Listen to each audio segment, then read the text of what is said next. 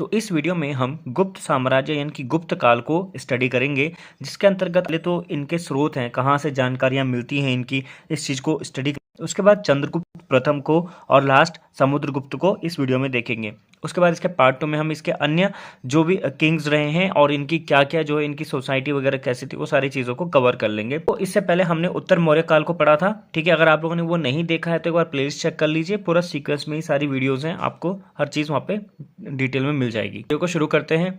गुप्त काल, देखिए गुप्त काल की जानकारी सबसे पहले कहाँ से मिलती है हमें, ठीक है। तो हमारे पास कोई प्रूफ होना भी चाहिए कि मतलब ये एग्जिस्ट करता था, क्योंकि यहाँ पे अभी जब आपको समुद्रगुप्त के बारे में बताऊंगा तो उसके बारे में एक स्टेटमेंट है कि पूरी पृथ्वी को उसने मतलब अपना, ये कर लो कि जैसे हम बोलते हैं ना ब्रिटिश ने जब आधी दुनिया पे कब्जा किया था, तो समुद्रगुप्त ने पूरी दुनिया को मतलब अपना बना लिया था। अपना बनाने का मतलब एक तरह से मतलब वो सारी दुनिया का ही राजा बन गया था, पूरी पृथ्वी का राजा बन गया था। तो क्या वो बातें सच्ची थी, ठीक है। कोई मतलब ऐसे खाली मतलब फेंका हुआ है, कोई किसी के मन में आया तो उसने बोल दिया, तो क्या वो सब सच है या झूठ है। तो इस चीज़ के मतलब कैसे हम मान लेंगे इस चीज़ को। तो देखो गुप्त काल का क्या है ना, इसके जो स्रोत है ना वो बहुत ज़्यादा ऑथेंटिक हैं।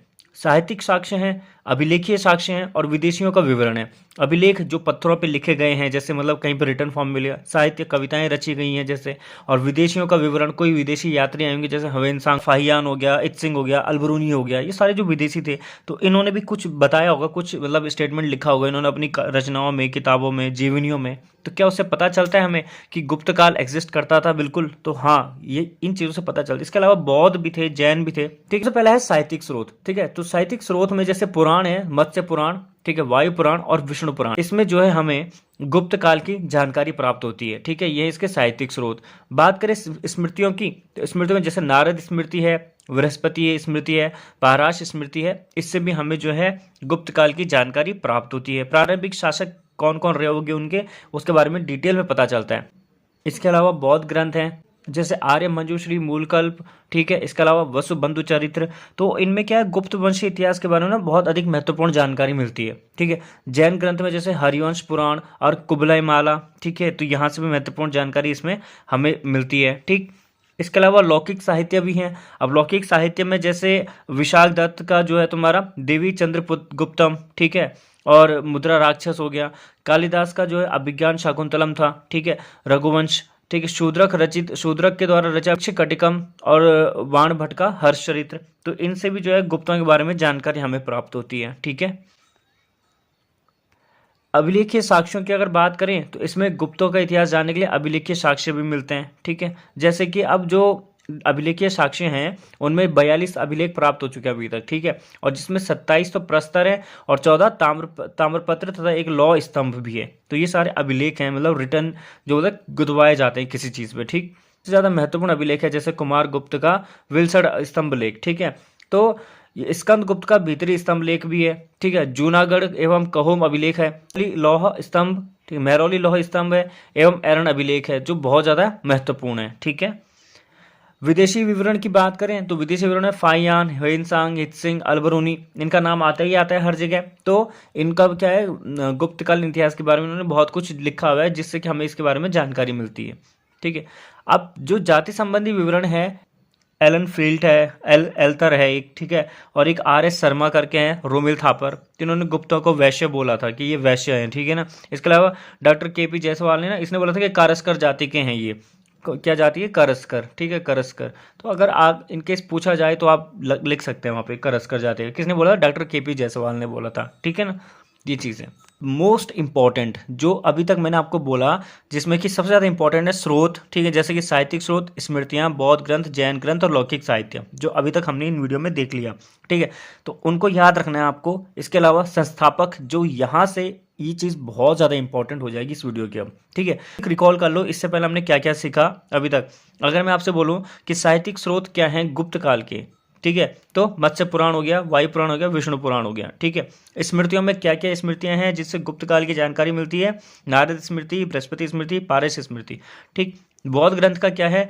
वसुबंधु चरित्र है, ठीक है। और जैन ग्रंथों की अगर बात करें तो उसमें क्या है, कुबल यामला करके, ठीक है ना, एक जैन ग्रंथ है, बहुत फेमस है, ठीक है। लौकिक साहित्य की बात करें, देवी चंद्रपुरम हो गया, विशाख दत्त का है जो रचा हुआ, मुद्रा राक्षस, ठीक है, और कालिदास द्वारा रचा गया अभिज्ञान शकुंतलम, ये इंपॉर्टेंट हो जाएगा, ठीक। तो इनको आपको याद रखना है, ठीक है। चलिए अब आ जाओ जो इसके संस्थापक हैं, तो संस्थापक में क्या क्या है, देखो समुद्रगुप्त का प्रयाग प्रशस्ति, कुमारगुप्त का विलसड़, ठीक है, एवं स्कंदगुप्त के भीतरी अभिलेख के अनुसार गुप्तों का जो आदि पुरुष था वो श्रीगुप्त था। कभी सवाल आ जाए कि गुप्तों का आदि पुरुष किसे कहा जाता है, तो श्रीगुप्त को कहा जाता है, ठीक है। ठीक, और श्रीगुप्त को ही गुप्त वंश का संस्थापक भी माना जाता है, ठीक। श्रीगुप्त ने महाराज की उपाधि धारण की थी। चीनी यात्री ह्वेनसांग ने इस चीनी यात्री जो इत्सिंग है वो लिखता है कि श्रीगुप्त ने मृग शिखावन में एक मंदिर का निर्माण करवाया था तथा मंदिर के खर्चे तो 24 गांव दान दे दिए थे। श्रीगुप्त के बाद फिर घटोत्कच आते हैं, इनका समय जो है 280 ईसा पूर्व में माना गया है, ठीक है, और इसे भी महाराज के उपाधि धारण की थी, ठीक है।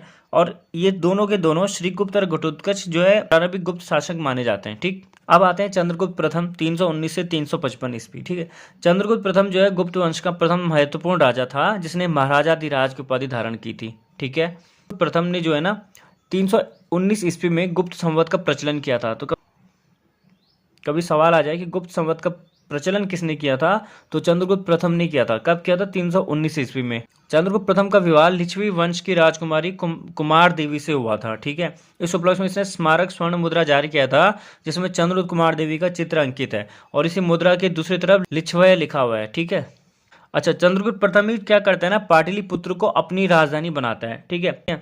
अब एक बात बताओ, क्या इसने आपने पाटलिपुत्र किसकी और राजधानी रह चुकी है, जरा कमेंट करके बताओ अगर आपने प्रीवियस वीडियोस को देखा है तो, ठीक है। समुद्रगुप्त जो है ना इस वंश का यानी कि गुप्त वंश का सबसे महान शासक हुआ है। एक हरिशेन कवि हुए हैं जिन्होंने प्रयाग प्रशस्ति की रचना की थी। तो हरिशेन की जो प्रयाग प्रशस्ति है उसमें भी समुद्रगुप्त का वर्णन मिलता है, ठीक है, इसके अभिलेखों में, प्रयाग प्रशस्ति अभिलेख में, ठीक। हरिशेन जो है ना समुद्रगुप्त का मंत्री था और संस्कृत का प्रकांड विद्वान इसको माना जाता है, ठीक है। प्रयाग प्रशस्ति में उल्लेख मिलता है कि समुद्रगुप्त ने अपनी विशाल सेना के साथ संपूर्ण पृथ्वी को जीता था, ठीक है, और ये किस में लिखा हुआ है, प्रयाग प्रशस्ति में, ठीक है। संपूर्ण पृथ्वी को इसने जीता था, तो बहुत बड़ी बात है, ठीक है ना। शेर ने प्रयाग प्रशस्ति में समुद्रगुप्त की क्रमिक विजयों का उल्लेख भी किया है, मतलब कि समुद्रगुप्त कहाँ से कब जीता, कैसे जीता, वो सारे के सारे उसने सीक्वेंस में वहां पे प्रयाग प्रशस्ति में लिखा हुआ है, ठीक है। मतलब कोई ऐसा झूठ नहीं है कि लोग बोलेंगे नहीं ऐसे ही बोल दिया उसने लिखा हुआ है सर हर चीज को, ठीक है। अब जो समुद्रगुप्त की विजय हैं उनके बारे में भी सवाल आता है कभी कभी, तो जो इंपॉर्टेंट है वही बता रहा हूँ यहाँ पे। जैसे कि उत्तर भारत में हिमालय से लेकर विंध्याचल पर्वत के बीच समुद्रगुप्त ने 4 शक्तियों को पराजित किया था, ठीक है। और समुद्रगुप्त ने दक्षिण भारत में 12 राज्यों पर आक्रमण किया था और 12 राजाओं को पराजित करके सभी राजाओं को राज्य वापस कर दिए थे। इस नीति को राजग्रहण मोक्षानुग्रह कहते हैं, ठीक है। समुद्रगुप्त पूर्वी तट से दक्षिण भारत गया और पूर्वी तट से फिर वापस आ गया था, ठीक है। इतना ही उसने वहां पे मतलब कब्जा किया था। फिर वो उत्तर भारत जाता है, आक्रमण करने के लिए 9 राजाओं को हराता है और फिर उनके साम्राज्य को अपने साम्राज्य में मिला देता है और उनके साथ राजनीतिक संबंध बना देता है उनके साथ, ठीक है ना, राजनीतिक सूत्र में उसको बांध देता है, ठीक। और 18 आठवीं राजाओं को पराजित करके उसने अपना सेवक बनाया था, ठीक है।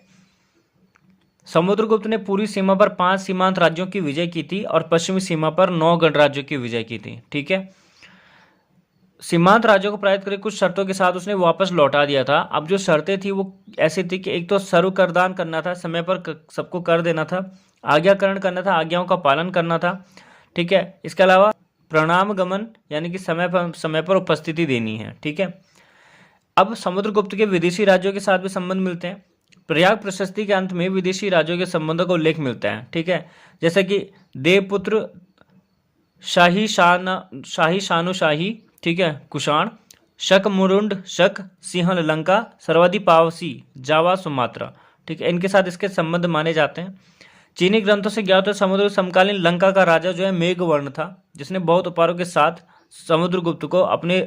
समुद्रगुप्त के पास अपने राजदूत को भेजा था। जितने भी विदेशी राजा थे समुद्रगुप्त को अपना सम्राट मान चुके थे और आत्मनिवेदन से अर्थात समुद्रगुप्त के प्रति भक्ति भाव से मतलब खुद को वहां पे समर्पण कर दिया था, उसके अधीन हो गए थे, ठीक है ना, उसके गुलाम बन गए थे एक तरह से, ठीक। विदेशी राज्य हैं इन्होंने सब अपनी कन्याओं का विवाह समुद्रगुप्त के साथ कर दिया था, ठीक है ना, और उस चीज को कहा जाता है कन्योपायन, ठीक है।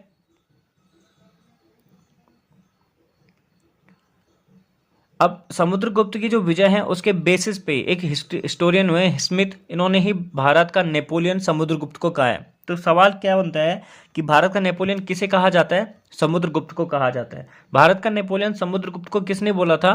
तो इतिहासकार स्मिथ ने बोला था। ठीक है। इसके अलावा मुद्राएं मिली है, जैसे तो बीड़ा बजाते हुए समुद्रगुप्त का चित्र मिलता है मुद्राओं में। ठीक है ना, जिससे ये पता चलता है कि शायद वो संगीत को पसंद करता था, यानी म्यूजिक उसे बहुत पसंद था। ठीक है। इससे आगे अब हम देखेंगे रामगुप्त को, ठीक है, और चंद्रगुप्त द्वितीय को, जिनको विक्रमादित्य कहा जाता है। ठीक है, तो वो आएगा अगली वीडियो में। उसके अलावा कुमारगुप्त हो गया, स्कंदगुप्त हो गया, उसको हम नेक्स्ट वीडियो में देखेंगे। कोई चीज़ समझना है तो कमेंट करके जरूर बताना, और यहाँ तक देख रहे तो सब्सक्राइब जरूर करना। धन्यवाद।